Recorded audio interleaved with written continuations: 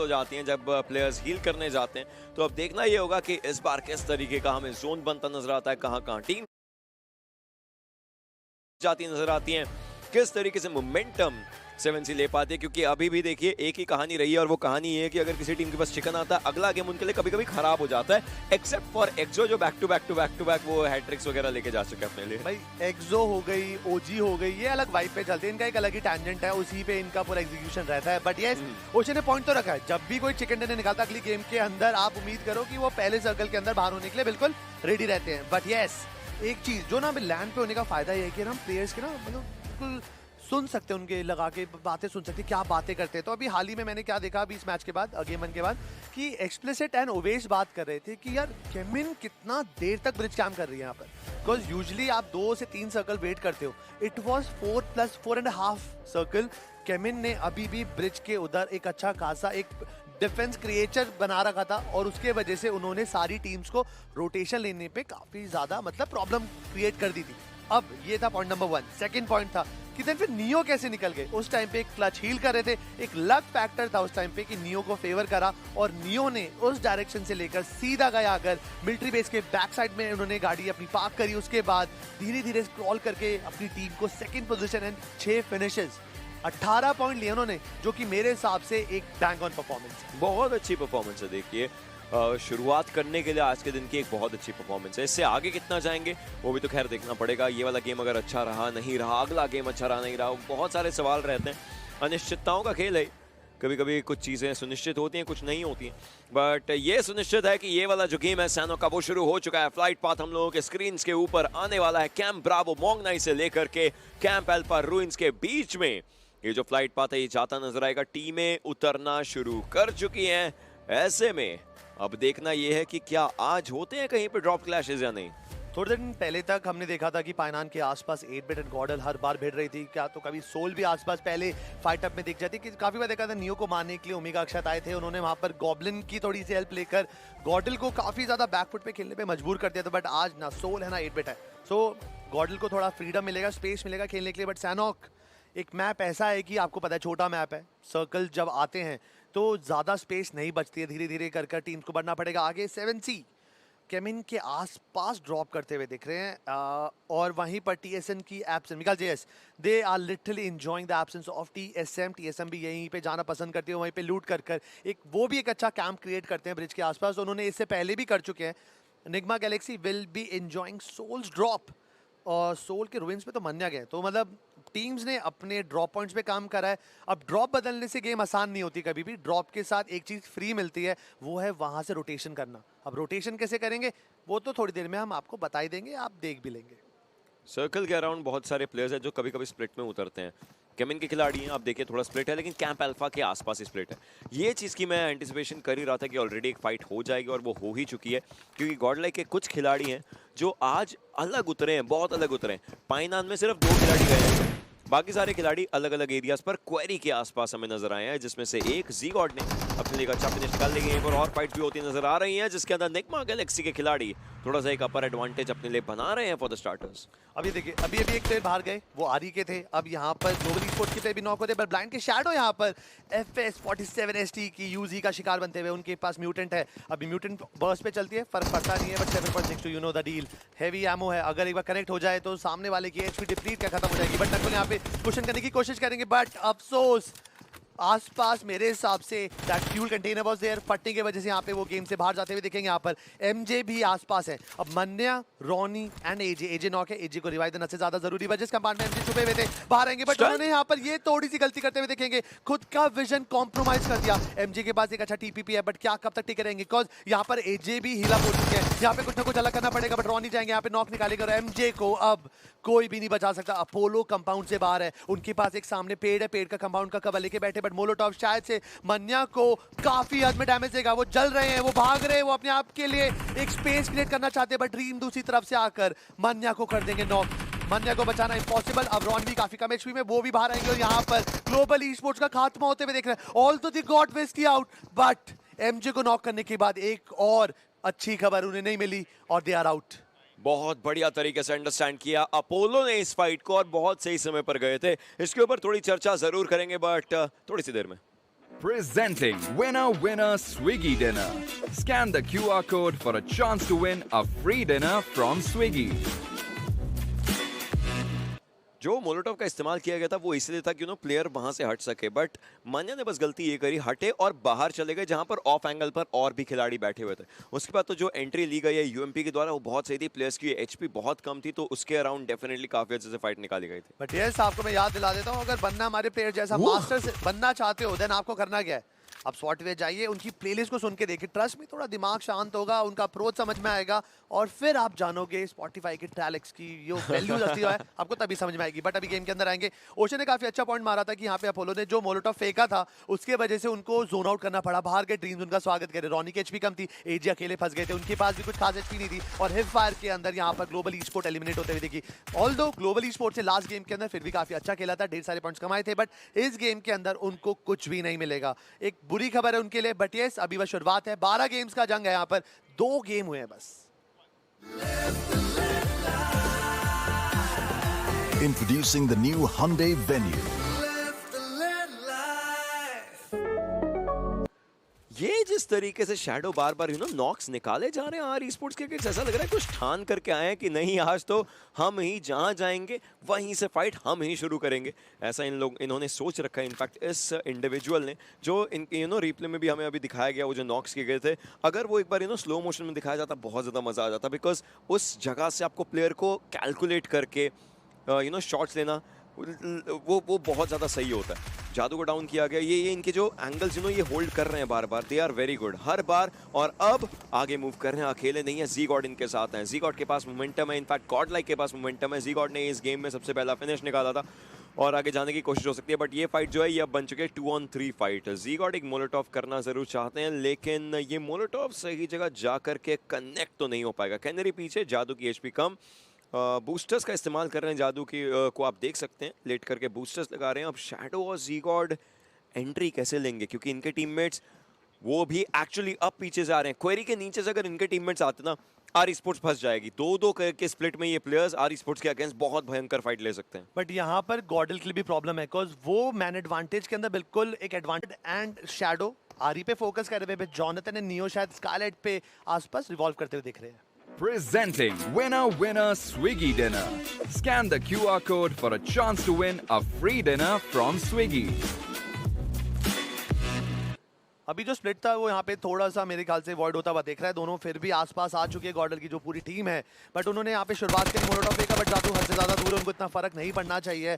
But अभी हमने देखा था फिनिश फीड के अंदर ब्लाइंड के एक प्लेयर सर्वर छोड़ के निकले, कॉज 7C के प्लेयर्स ने उनको ऑफ गार्ड पकड़ा, दोनों RTS के टॉप के आसपास दिख रहे थे यहाँ पर हाथिन के, और ब्लाइंड ने जैसे ही उन्होंने प्लेयर खोया, उन्होंने पता है कि अब उनको पोजिशन या तो हील बैटल वाला गेम खेलना पड़ेगा, तो they went for the centre है यहाँ पर paradise resort. Usually paradise resort revenant का होता है, बट इस फाइट के अंदर जादू ने यहाँ पे नियो को नॉक करा और इनके लिए फिनिश भी कर दिया। अभी Godl wanted to hunt them down, यहाँ पर मैन एडवांटेज का फायदा भी उठाया, जादू को नॉक करके गेम से बाहर भी निकाल देंगे, but in this whole process in the fraction Neo को खो चुके हैं, and it's not a good news for them. यहाँ पे नेट फेंका, यहाँ पर शैडो को can be in danger, splash damage तक नहीं पड़ा, बट कैनरी ने इज रिसीविंग एंड, उन्होंने ढेर सारा डैमेज ऑलरेडी टैंक कर लिया है। विंडो से लड़ना फायदेमंद नहीं रहेगा, कैनरी बाहर निकलने की कोशिश करेंगे, but that wall can cause danger, shadow को खत्म होना कंफर्म हो जाएगा। यहाँ पर जी गॉड पीछे से सपोर्ट देगी, कैनरी को नॉक कर दिया, रॉकस्टार से ज्यादा दूर है, वो नहीं बचा सकती, बट ये एक अच्छी खबर है कि जी गॉड आएंगे, कैनरी को गेम से बाहर निकालेंगे और शैडो को रिवाइव मिल रहा है। मैन एडवांटेज ऑलरेडी एक हो चुके हैं यहाँ पर वो प्लेयर, बट अब यहाँ पर जी गॉड, शैडो एंड जॉनथन पर कराटे के हुए हैं।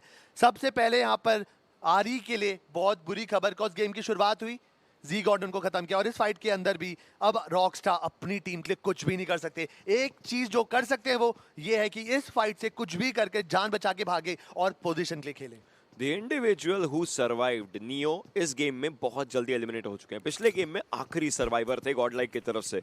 अब गॉडलाइक उनकी एब्सेंस में कैसे खेलेगी देखना होगा, बट आर स्पोर्ट्स डिसीजंस थोड़े से प्लस माइनस है और उसके कारण बहुत ज्यादा मुश्किलें बन चुकी है। जॉनथन आगे ओपन में आ रही है, एक बहुत बड़ा प्लेयर का यहाँ पर फिनिश लेने की कोशिश हो सकती है, इनफैक्ट वो काफी करीब आ चुका है। अब यहीं पर आती है डिस्ट्रैक्शन, आर स्पोर्ट्स के रॉकस्टार बाहर की तरफ को निकलेंगे, डैमेज देने की कोशिश करी, हर कोई यहाँ पर कवर में जा रहा है, रॉकस्टार इनफैक्ट यहाँ पर रीलोड भी कर लेंगे और सीधा डाउन करते नजर आएंगे।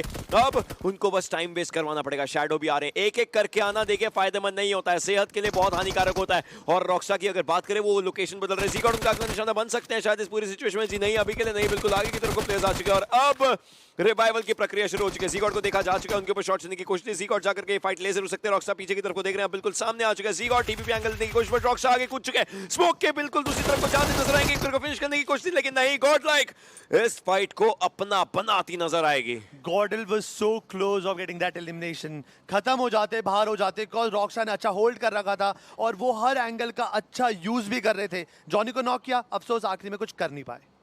Watching a fire match? Now feast on a fire meal. Order a winner dinner from Swiggy. जिस तरीके से आरी स्पोर्ट के रॉकस्टार को फाइट लेनी चाहिए थी, उन्होंने वैसे ही किया। और जो उन्होंने आखिरी में अटेम्प्ट किया, that desperate move to finish that knock and reviver, उसका भी मूव अच्छा ही था। बट ज़ीगॉड ने एक अच्छी चीज़ करी, जो एंगल उन्होंने होल्ड किया उसके वजह से रॉकस्टार को वो डेस्परेट डिसीजन जल्दी लेना पड़ा। अगर वो होल्ड करते, ज़ीगॉड के साथ फाइट करते, शायद एक आधा फिनिश फालतू निकालते। बट जो उन्होंने किया वो भी एक मजबूरी ही थी, बिकॉज वहाँ पे होल्ड करते रहते तो ज़ीगॉड का शिकार हो जाते। I mean, exactly, क्योंकि ज़ीगॉड दीवार तक आ गए थे, टीपी पे एंगल ले रहे थे, उनको पता था कि प्लेयर कहाँ पर होगा। रॉकस्टार ने छलांग मारा, उनको देखिए थोड़ा टाइम का वो ब्रीदिंग स्पेस इसलिए मिला क्योंकि स्मोक से बिल्कुल सामने, और वो उन्होंने सोचा कि अगर एक प्लेयर यहाँ तक आ चुका है, मैं उसको सरप्राइज करता हूँ। इन द सेंस जो प्लेयर रिवाइव हो रहा है ना, अगर वो रिवाइव ना होते तो शायद सिचुएशन थोड़ी और होती, क्योंकि प्लेयर ये भी दूसरा प्लेयर भी ये सोच रहा है कि नहीं, एक सेकंड में और रिवाइवल होने वाला है, मैं रिवाइवल करने के बाद ही फाइट लेता हूँ, और ऐसे में फर्क पड़ सकता था। बट ऐसा हुआ नहीं। नंबर्स गेम भी था गॉडलाइक के पास, एंड वहाँ पर टाइम गेम भी उनको मिल गया था, जो काफ़ी सही था। अभी के लिए सर्वर की बात करें, 2 टीमें हैं इस सर्वर से जा चुकी हैं, आरी और जीई।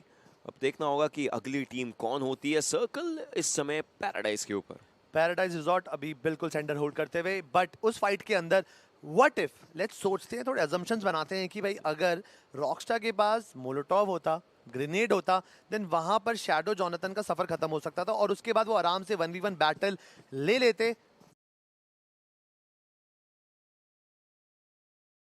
ईगॉड के अगेंस्ट। और यू नेवर नो, शायद आर स्पोर्ट 4 फिनिशेस लेकर आगे बढ़ती, बट इस सिचुएशन में गॉडल बढ़ी। बट ये सारी चीजें हैं जो हो सकती थी। इसका मतलब टीपीपी वॉर के अंदर यूटिलिटीज कितना ज्यादा इंपॉर्टेंस रखते हैं, ये एक प्राइम एग्जांपल है हमारी ऑडियंस के लिए और सबके लिए।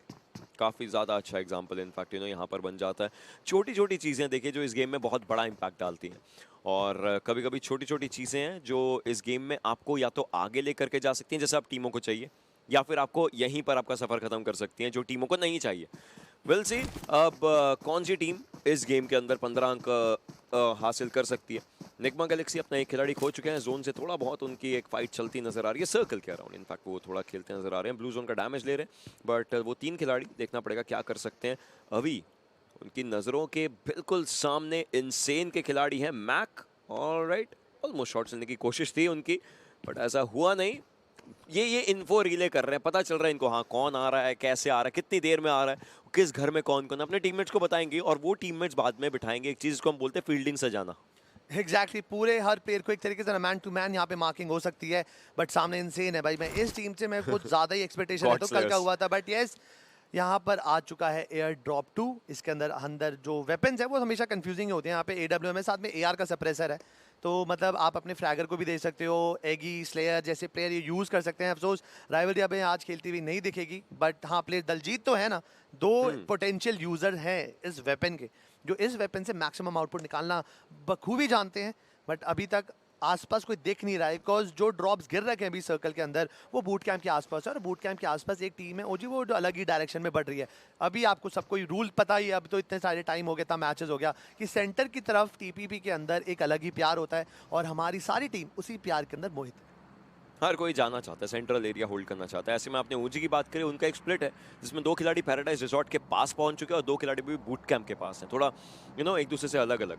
बट 7C पिछला गेम जीता था, और उस जगह पे जाकर के जीता था जो केमिन की जगह होती है, मिलिट्री बेस के आइलैंड पर जाकर के जीता था। अब ये खिलाड़ी, ये दोनों टीमें एक दूसरे के काफ़ी करीब हैं। स्प्रे गॉड थोड़ा अलग अपनी टीम से, अगर आप ऊपर मैप पर नजर डालें तो उनकी बाकी जो टीम है ना, वो वाइट कलर का जो मार्किंग है वो सर्कल का मार्किंग है, उसके अराउंड है, और ये स्प्रे गॉड अभी सिर्फ आ गया और इनके बारे में शायद पता चल चुका है। जस्टिन भी इन्फो ही ले रहे हैं कि कहाँ पर खिलाड़ी हो सकते हैं, और डेफिनेटली उसके बाद फाइट लेना चाहेंगे। ये ग्रेनेड शायद स्प्रे गॉड के नाम का हो सकता है, गया जरूर था आगे, हल्का डैमेज उनको पड़ा है। रॉबिन दूसरी तरफ से आ रहे हैं, स्प्रे गॉड फंस चुके। स्प्रे गॉड इस सिचुएशन में कुछ नहीं कर सकते, एक साइड से 2 प्लेयर्स जा रहे हैं जो कि काफी ज्यादा सही रहेगा। स्प्रे गॉड ने थोड़ा शॉट डालने की कोशिश करी, अब कोई करिश्मा हो सकता है जो यहाँ से उनको जीवित रख सके, लेकिन वो करिश्मा नहीं आएगा। दैट वाज मेरे हिसाब से एक गलत टाइम पे गलत पोजीशन पे थे यहाँ पर। स्प्रे गॉड इन्फॉर्मेशन कलेक्ट करने तो गए थे, बट यहाँ पर अपना पोजीशन रिवील करना सबसे बड़ी गलती थी।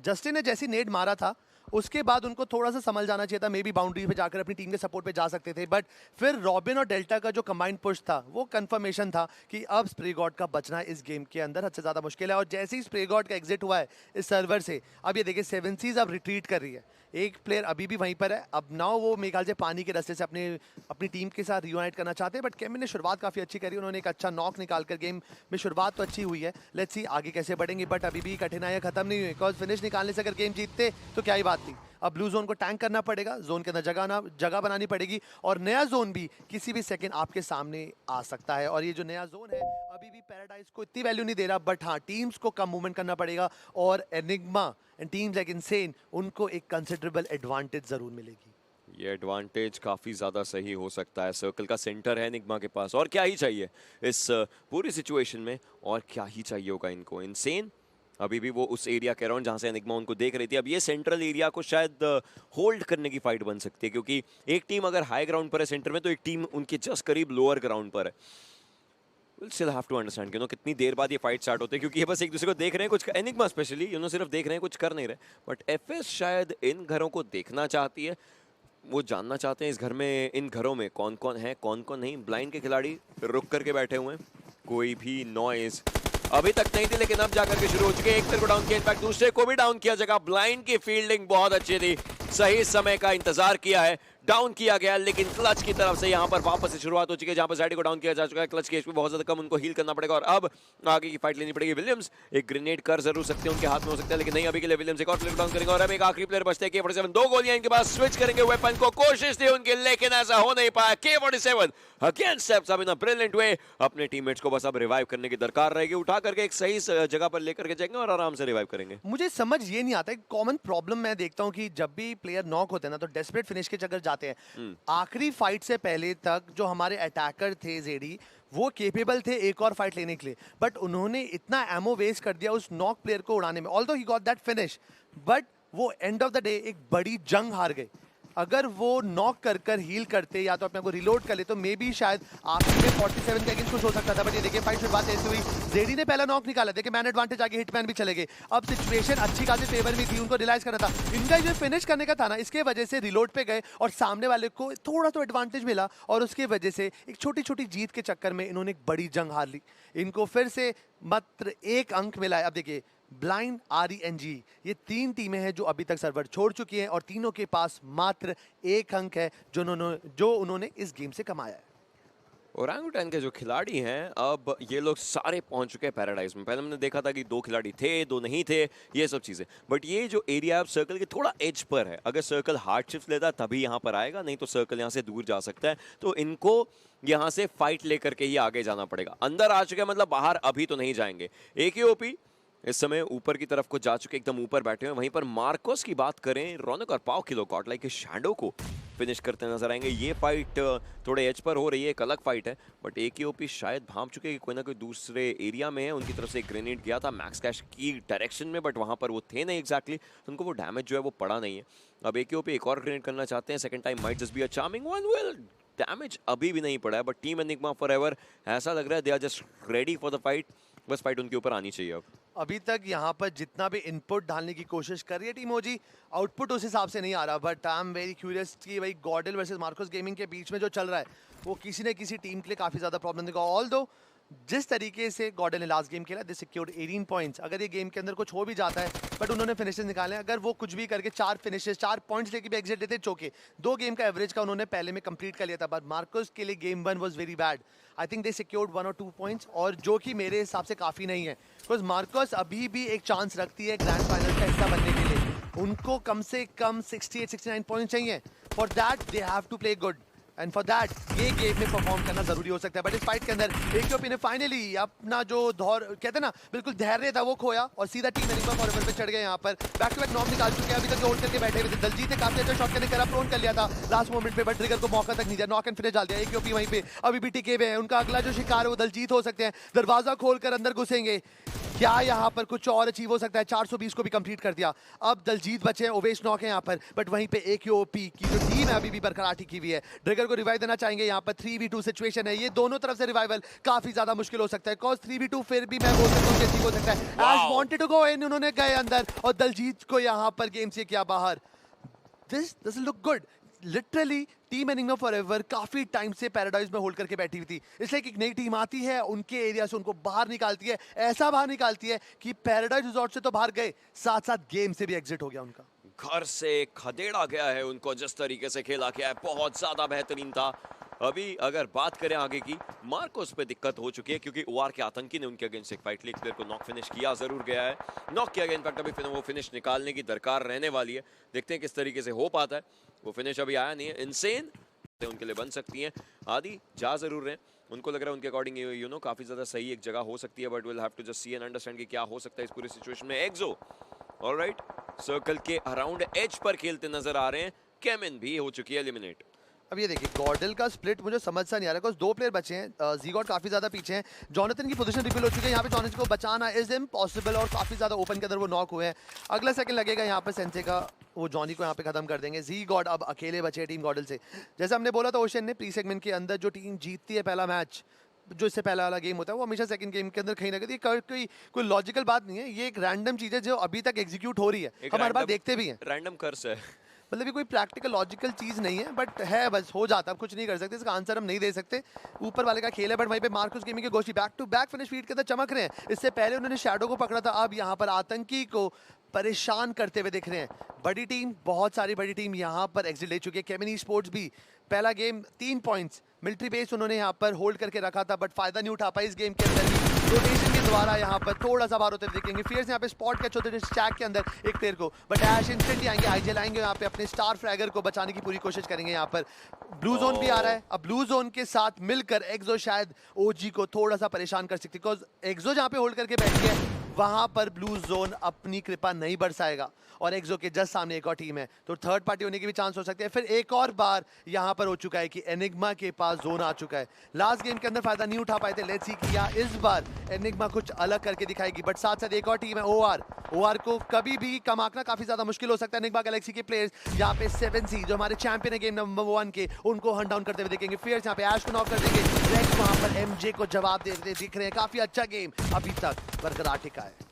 एफएस के खिलाड़ी, हालांकि अब देखना होगा कैसे फाइट ले सकते हैं। एक्सप्रेसिट को देखिए, ओजी के बिल्कुल करीब हो सकते हैं वो, ओजी के खिलाड़ी को स्पॉट करते हैं, इनफैक्ट यहां पर डाउन भी करते हैं। 2 फिनिशेस उनके पास है, एक को डाउन करेंगे, दूसरे को भी फिनिश करते नजर आएंगे। 2 फिनिशेस उठा लिए एक्सप्रेसिट ने, 5 उनकी टीम के पास हो चुके हैं। वहीं पर जाकर के ढूंढेंगे कोई फर्स्ट एड एक्स्ट्रा मिल जाए तो वो भी सही रहेगा। एकेओपी अभी के लिए बैंडेजेस लगा रहे हैं, लेकिन ये बैंडेजेस का सिलसिला खत्म होने वाला है। अब बारी आएगी फर्स्ट एड्स की, और ये 10 फर्स्ट एड उनको कितना आगे लेकर के जा सकते हैं वो देखने वाली बात होगी। निग्मा गैलेक्सी के एमजे आखिरी फर्स्ट एड लगा चुके हैं, करो या मरो किसी के बिल्कुल सामने आगे जाएंगे, शॉट की कोशिश, शॉट किए भी थे लेकिन वो काम नहीं कर पाए। सारंग